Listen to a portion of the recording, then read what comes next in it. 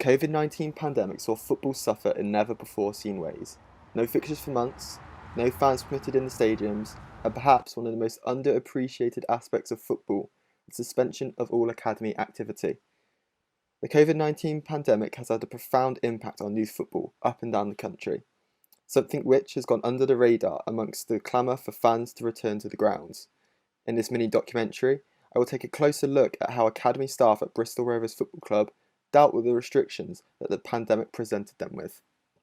Adrian Harvie, head of coaching at Bristol Rovers, has highlighted the impact that COVID had on academy life at the club. You know, when we got the news from the EFL, it was a complete lockdown, shutdown for everyone. So it went from boys training, you know, from 9s to 18s, 5 days a week, depending on age group, playing on a Saturday or a Sunday, to absolutely nothing. Complete shutdown, lockdown. Little kind of interaction to start with the players, not really knowing how long this would last, what it was about. There was some interaction with full-time staff, just with updates, you know, maybe on a daily basis. But in terms of that kind of face-to-face interaction with players and part-time staff, it went from consistently seeing them daily to nothing at all. What were some of the hardest challenges you faced as a result of the pandemic and the lockdown in day-to-day academy life? I think it was the not knowing. That was the hardest bit to start with. It was a not knowing and not being able to plan. You know, the first lockdown lasted 4 to 5 months before we were back in, and you know, we couldn't plan for 4 to 5 months because we thought it might have been a month or 6 weeks worth. So that was the hardest bit, not knowing. I think once we did know that it was going to be longer than that 4 to 6 weeks, it was then recognising, right, what do the players need? What do the staff need? Less more is more. How much do we need to do? What do we need to do? So once that was in place, then in terms of knowing that it was going to be 4 or 5 months, we could then really put in some kind of action plan for players. Whether it was, you know, Zoom was used constantly throughout lockdown. I don't think many people used it before that. So it's getting to grips with that, learning how to interact on that in an effective way with players. Keeping them engaged with,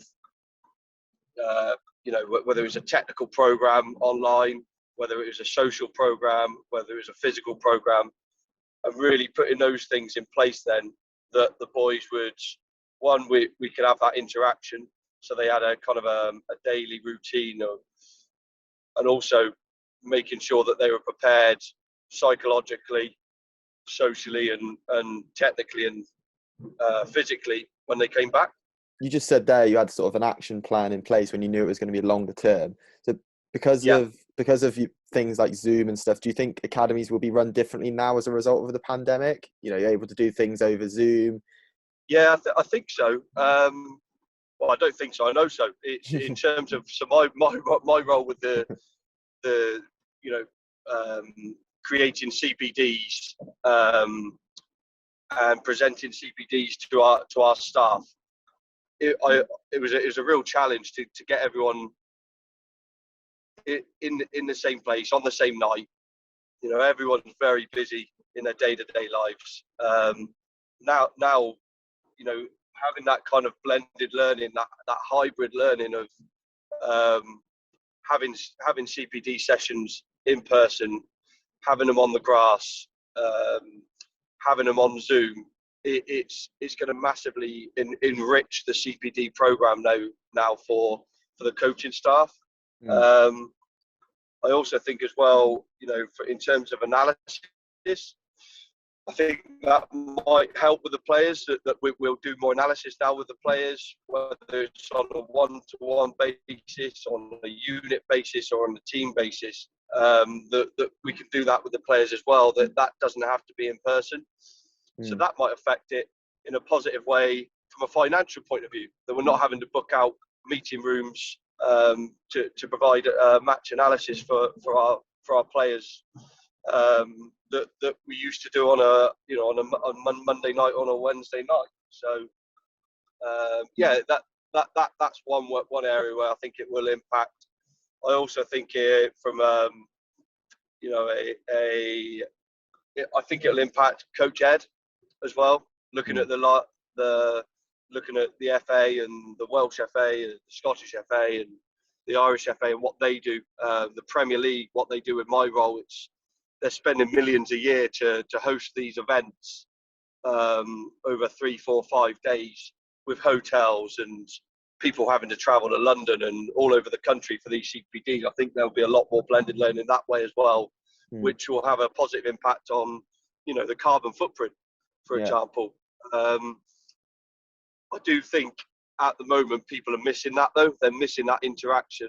They're missing that kind of social element where you can interact with people on a face-to-face value. But I do think there will be that blended approach.